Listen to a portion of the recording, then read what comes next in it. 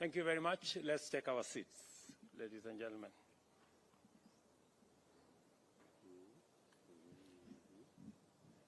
Your Excellency Kishida Fumio, Prime Minister of Japan, honorable members of your delegation, distinguished officials, members of the media, good afternoon. I take this opportunity to once again thank you, Your Excellency Prime Minister Kishida Fumio, and your delegation for honoring us with your very important visit. It is important to point out that you also visited Kenya in 2016. Your Excellency, I want to encourage you to feel at home here in Nairobi. Find some time to enjoy the magical delights that our city and country offer. A few minutes from here, Mr. Prime Minister, we have a natural national park. And if you find a few minutes, it would be welcome for you to visit. And we have all animals, the big five, the lions. Sometimes, Mr. Prime Minister, they escape from the national park. So if you meet a lion in the street, just be careful, because it is wild. I am delighted to report that the Prime Minister and I have just concluded highly productive bilateral discussions on a broad range of very important issues. During our meeting, I affirmed to His Excellency Prime Minister that his visit coming on the occasion of the 60th anniversary of diplomatic relations between Kenya and Japan is indicative of the primacy with which Japan accords Kenya as an ally. I assured His Excellency the Prime Minister that Kenya fully reciprocates this consideration. The meeting provided us with another opportunity to evaluate our shared values and mutual commitment to uphold a rules-based international order. Additionally, during our meeting, I conveyed to His Excellency the Prime Minister my high regard for Japan's long-standing bilateral partnership with Kenya in infrastructure development, trade and investment, the blue economy, and human capital development, just to mention a few. The Prime Minister and I exchanged views on numerous international issues of mutual interest, including those that Kenya, as an African state, especially desires Japan to take up in capacity as the chair of 2023 G7. Foremost among these, I emphasize the need to refocus effective global attention on forgotten conflicts in Africa.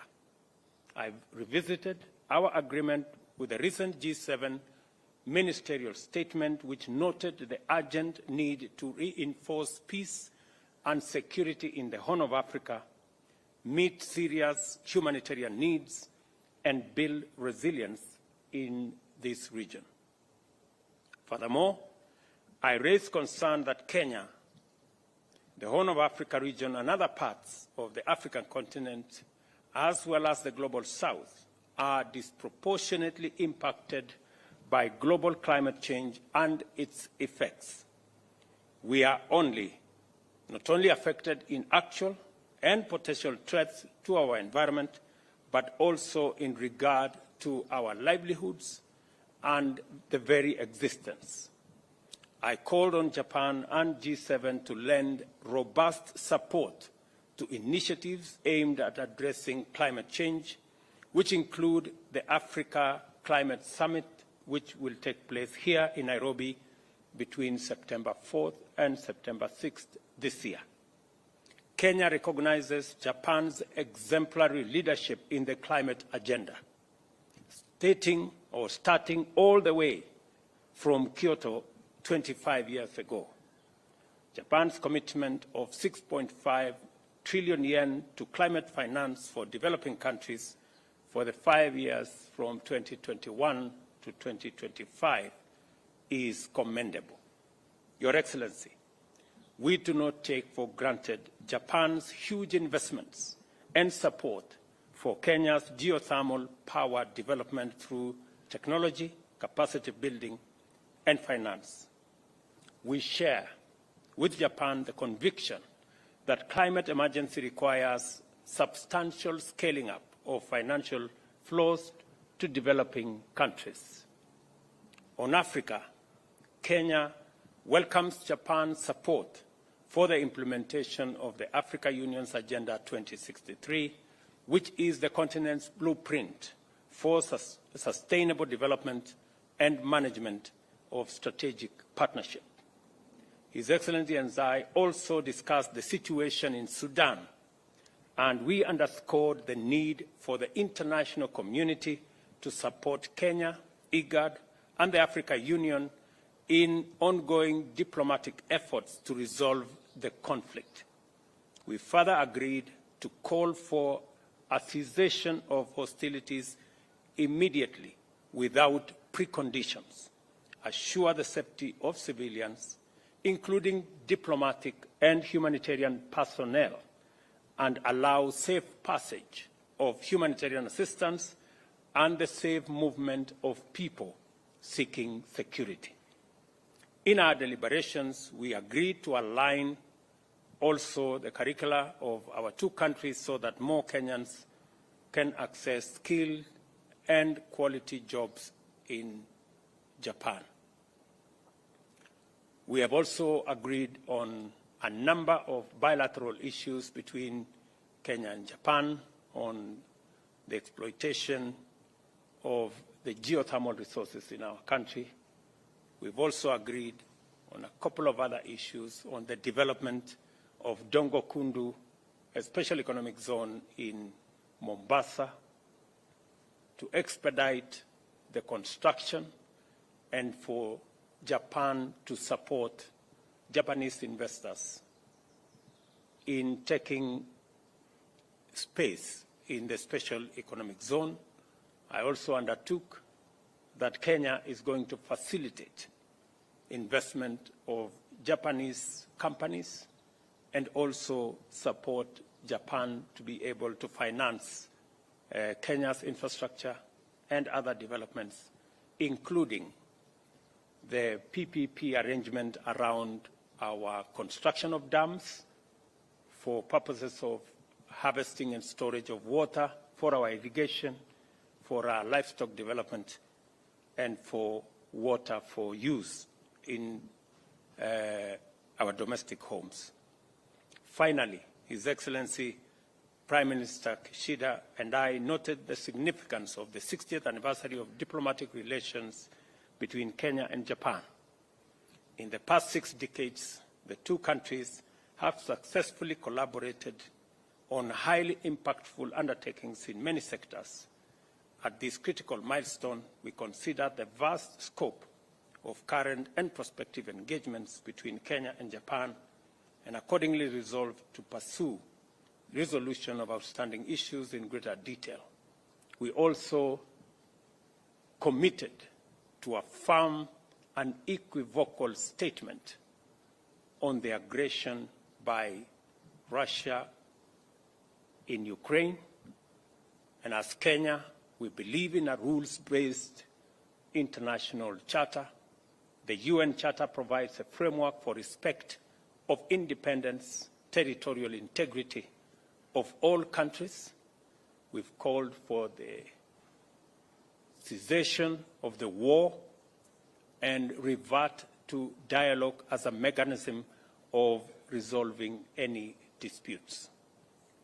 Continued war is denying opportunity for the people in Europe, creating huge roadblock on trade, especially of commodities, to the African continent, creating huge crisis of food and supply of agricultural farm inputs, including fertilizer, to our continent.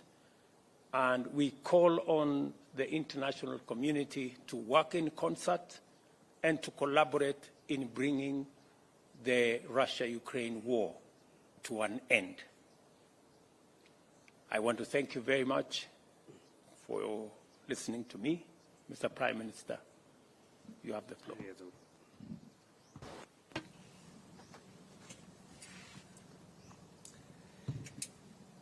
はい、日ケニア外交関係 It is a great pleasure to visit Kenya at this milestone year of the 60th anniversary of our diplomatic relationship. President Ruto and all the members of Kenya, I express my heartfelt gratitude to the very warm hospitality. Since my attendance at TICAD 6 as the foreign minister, it is my first visit to Kenya after 7 years. During these 7 years, the Japan-Kenya relationship has advanced tremendously, including economy, investment, and in many other areas.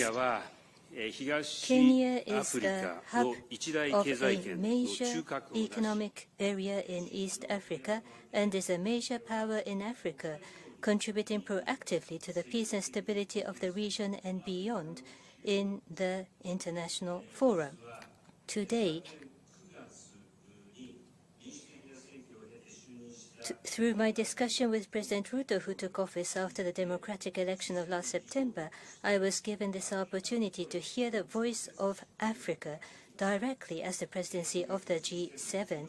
I shall endeavor to reflect our discussion in the deliberations at the G7 Hiroshima Summit this month. Regarding the situation in Sudan, I expressed my grave concern and added how encouraged I am about the initiative by President Ruto offering his mediation in an effort to try to resolve the situation by Africa themselves. As for Japan, I told the President that as the G7 presidency and a member of the UN Security Council, that Japan will make a proactive contribution. And as part of that endeavor, we will dispatch the special envoy for the Horn of Africa to respective countries, and in order to respond to the deteriorating humanitarian situations in Sudan and in neighboring countries, we will promptly consider emergency humanitarian assistance together with the international community, and affirmed that we will coordinate closely with Kenya. On top of that, I agreed with President Ruto to further reinforce the relationship between Japan and Kenya based on the achievements of TICAD 8 held last August. Kenya is one of the leading locations for Japanese businesses to establish presence, and startups are developing enormously, and Japanese startups that resolve social challenges by innovation are also active. There is an ongoing plan for a large-scale data center by Japanese companies that is expected to become the hub for the upgrading of ICT base in Africa, and I have recognized the importance of strengthening and promoting the business and investment relations between Japan and Kenya. Japan emphasizes investment in people.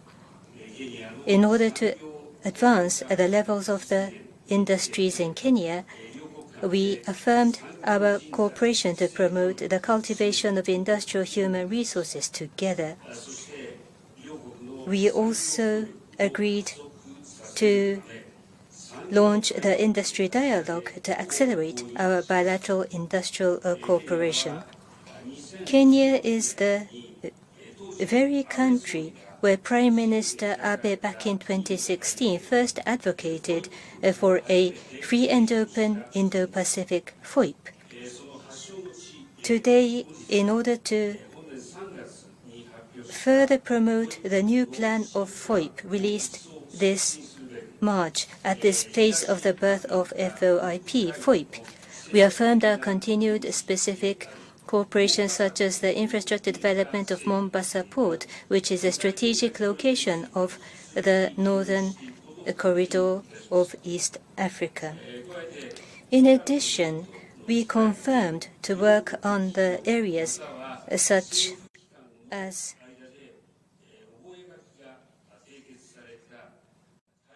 solar photovoltaics, green hydrogen, geothermal power generation included in the Memorandum of Agreements concluded at TICAD 8 between the businesses and government of our countries and continue to support Kenya's energy efforts.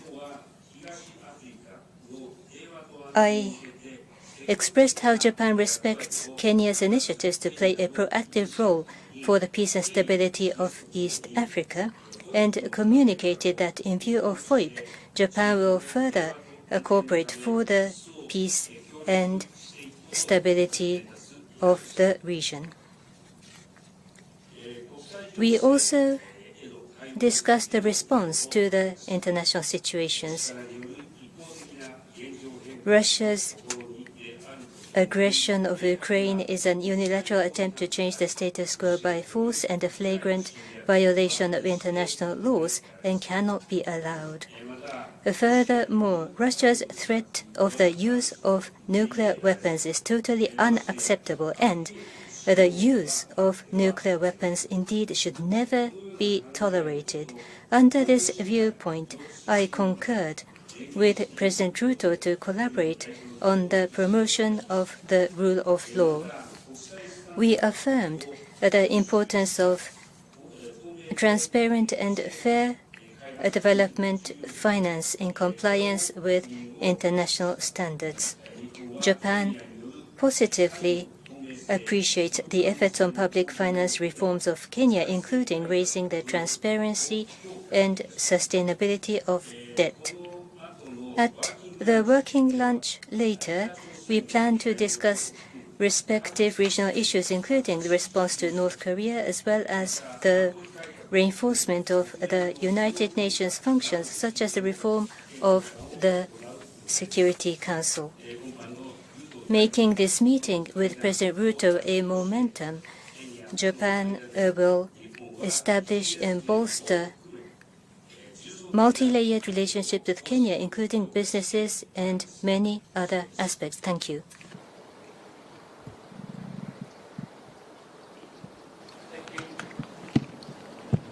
Thank you very much. I think let me just confirm all the points that have been mentioned by my good brother, Prime Minister Kishida, on all the aspects that we have discussed. I did also give him my undertaking that the government of Kenya is going to resolve the tax issues around the support of Kenya shillings 10 billion that was extended to us to support the development of KEMRI, to support the development of Ahero irrigation scheme, and one other project that the government of Kenya is going to resolve the tax issues that went to court in the next 4 months so that we can tap into the resources that were made available to us. I also want to confirm that the Prime Minister and I discussed the matter of the international financial system and its reform so that we can have a fairer and a system that recognizes the huge potential of energy resources, geothermal, wind, solar, and hydro in our continent, and to use these resources to unlock the huge potential that exists in our continents. And as a result, there is need for a reform of the international financial system so that it is much more responsive and it can provide the resources necessary so that as a continent, we will not just be discussing about adaptation or loss and damage, that we begin to have the conversation about investment in the resources that we have in this continent to unlock our potential and to provide a solution to the subject of climate change.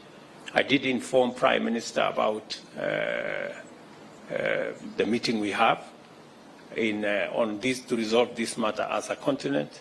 And let me also confirm that I informed the Prime Minister that Kenya is well on course with the International Monetary Fund and our other development partners in ensuring that Kenya is on a sound economic footing I have informed him that on the debt situation, we presented a budget last week that has cut down borrowing by 400 billion Kenya shillings. We are reducing our fiscal deficit from 6.2% of GDP to 4.4% of GDP this year and below 4% next year as a means of ensuring and building confidence with development partners, including our brother country of Japan, so that we can properly harness the potential and the partnership that will drive our economy. I am very glad that we will extend this conversation, as Prime Minister has said, in the lunch we are hosting for them. And Mr. Prime Minister, again, you are welcome to Kenya always. And I have also asked you to take time to visit the Mara next time, so that you can witness the eighth wonder of the world, the wildebeest migration. Thank you very much. Thank you so much. Thank you. The Excellencies will now proceed for luncheon, and for the rest of the delegation, you'll be guided by the protocol teams.